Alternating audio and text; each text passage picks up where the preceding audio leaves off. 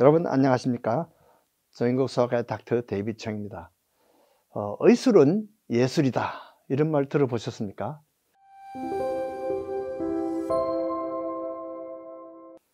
의술이라는 것이 보통 사람들이 생각할 때는 이것은 과학적인 것이다 이렇게 해서 과학이라는 것은 이제 물리죠. 물리 그래서 의사가 되는 사람들은 물리나 생화학이나 생리학 또는 양리학이나 병리학 이런 것을 다 공부를 합니다.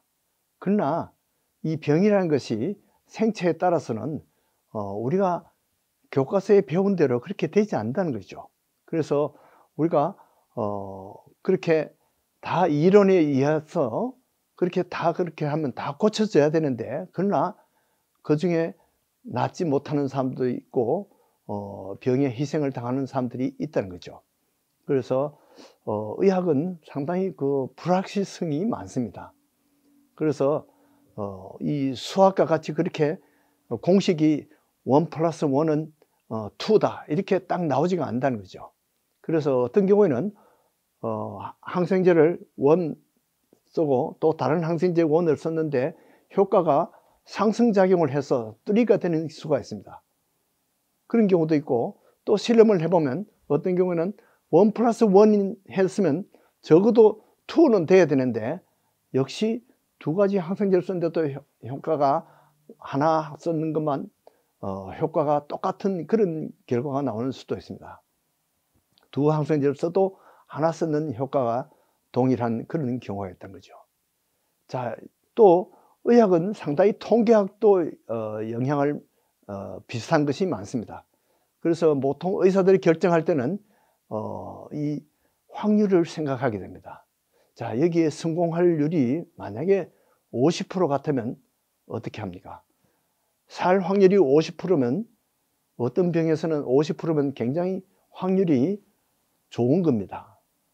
암을 치료하는데 이것은 완치될 확률이 50% 됩니다. 그러면 예, 50%도 좋습니다. 나는 해보겠습니다.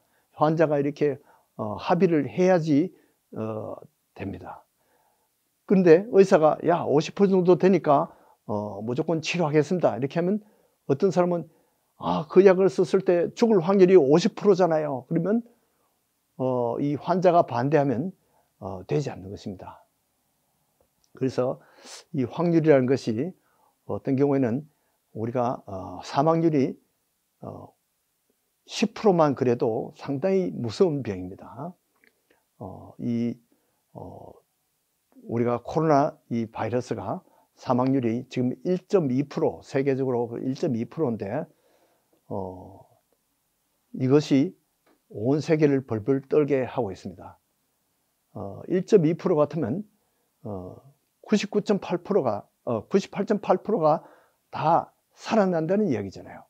그런데도 사람들이 무서워하는 것은 그 1.2%에 내가 들어갈 수가 있다는 거죠. 그러니까 무서워하는 거죠. 이렇게 해서 이 성공률이 상당히 의학에서 중요한 그런 역할을 합니다. 자, 그런데 점치는 사람들도 통계를 사용합니다. 그래서 보통 점치는데 그 맞을 확률이 50대 50이에요. 자, 아이가 생겼는데 역시 아들일 확률 50%, 딸이 될 확률이 50%인데 점을 쳤더니만 예, 이 사람은 틀림없이 아들입니다. 50%를 가지고 했는데 맞을 확률이 50%라는 거죠. 갬블링 하는 사람들, 노름하는 사람들도 이 확률을 따집니다. 그렇게 해서 잭팟이 틀릴 확률이 20만 분의 1이다. 뭐 이런 통계가 있을 거라고요. 자, 그런데 이런 의학이라는 것은 이런 확률로도 되지 않는 거죠. 그래서 지금 현재 우리가 이 코로나 이 COVID-19이라는 괴물이 나타났어요. 우리가 아직 잘 모르는 분야입니다. 아직 2년 반이 지났는데도 우리가 모르는 게 너무나 많아요. 미지의 세계입니다. 의사들도 전문가들도 아직 잘 모르는 분야가 많아요. 그러니까 일반 의사들도 물론 다 모르죠. 그 중에 지금 아주 당황스러운 것이 바로 롱 코비드라는 겁니다. 이것은 한국말로 하면 만성 코비드라고 이렇게 볼 수가 있는데요. 감염자의 약 20% 내지 25%에서 이 장기적인 코비드 증세가 나타난다는 거죠. 주로 어떤 증세냐면 아주 오랫동안 피곤합니다. 이 코비드 걸리기 전에 내가 이렇지 않았는데 내가 아주 쉽게 피로해진다는 거죠. 일은 할 수 있는데 일을 하는데 옛날같이 그렇게 옛날에는 피로를 모르고 일했는데 이제는 피로감이 쉽게 온다는 거죠. 어떤 사람은 장기침이 오래 하는 사람도 있습니다. 몇 달씩 몇 년씩 가는 사람도 있어요. 어떤 사람은 이 코비드로 인해서 통증이 생기는데 그 통증이 자꾸 오래 간다는 거죠. 이 두통이 어떤 두통이 생겼다는 사람이 있어요. 그리고 아주 제일 많은 사람들이 어떤 사람들이냐 하면 집중력을 발휘할 수 없다는 거죠. 코로나 있기 전에는 그렇지 않았는데 코로나 한번 지나가고 난 다음에는 집중력이 떨어진다는 거죠. 그래서 영어로는 브레인 포그라고 이렇게 합니다. 포그는 안개죠. 뇌 안개라고 이렇게 번역할 수 있겠는데요. 이 기억이 가물가물하다는 거죠. 기억이 자꾸 깜빡깜빡 한다는 거죠. 그래서 집중이 잘 안 되니까 특별히 뭐 의사라든지 예술가라든지 교수라든지 이런 분들이 집중을 다 해야지 자기 일을 잘 감당할 수 있는데 이 집중이 잘 되지 않으면 우리가 일을 충실히 감당할 수가 없습니다. 자, 그 다음에 또 많은 사람들이 정서장애를 호소합니다. 불안장애가 많아요. 또 정신적인 그런 장애가 많이 생깁니다. 그래서 많은 사람들이 지금 우울증이라든지 또는 불안장애 이런 것을 장기간 호소하는 사람들이 많이 있습니다. 그 다음에 심혈관이나 폐에 장애가 있는 사람들이 많습니다. 그래서 이 혈액에 혈전이 생겼던 사람이 있고요. 폐색증이 생겼던 사람도 있습니다. 그래서 여러 가지 어떤 사람은 그것 때문에 죽기도 하고요. 어떤 사람은 또 그것 때문에 수술이 필요한 경우도 있었습니다. 내분비 계통에 이상이 있는 사람이 있어요. 어떤 사람은 지금 코비드 걸리고 나서 2년 동안 아직도 멘스가 안 나온다는 사람이 있어요. 어린아이들도 이 멘스가 안 나오는 사람들이 많이 있습니다. 뭔가 내분비 계통에 교란을 일으킨 것이죠. 또 근육이라든지 골격에 이상이 있고 통증을 일으킨 사람이 많이 있습니다. 신경에 이상이 있고 소화기 장애가 있는 사람이 있어요. 또 신장에 이상을 가진 사람이 있습니다. 이렇게 해서 롱 코비드 가진 사람들 보니까 한 26가지 후유증을 가진다는 거죠. 자, 그래서 그러면 백신을 맞은 사람과 백신 맞지 않고 걸린 사람들, 백신을 맞고 돌파 감염 걸린 사람들과 비교를 해봤어요. 그래서 이런 장기 후유증에 예방이 되느냐 보니까 결론적으로는 그것이 아주 제한적이라는 거죠.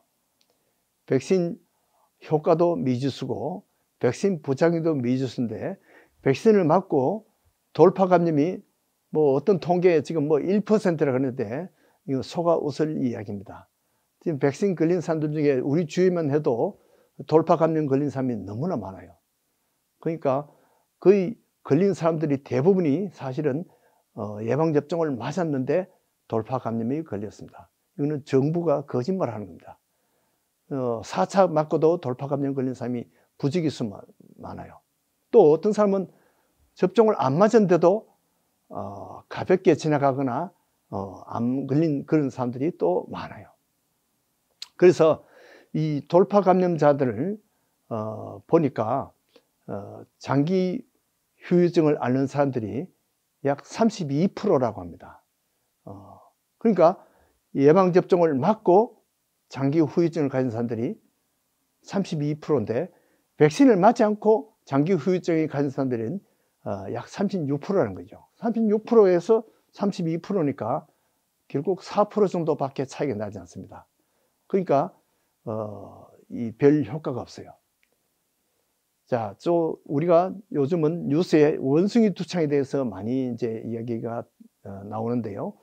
이 동물들 질병인데 사람에게 왜 이렇게 많이 또 옮겨지는가? 중앙아프리카의 토착병인데 왜 이것이 세계로 이렇게 진출하고 있는가? 또 이것이 이성 성관계에서는 별로 전파가 많이 안 되는데 동성애에서는 많이 전파가 되는가?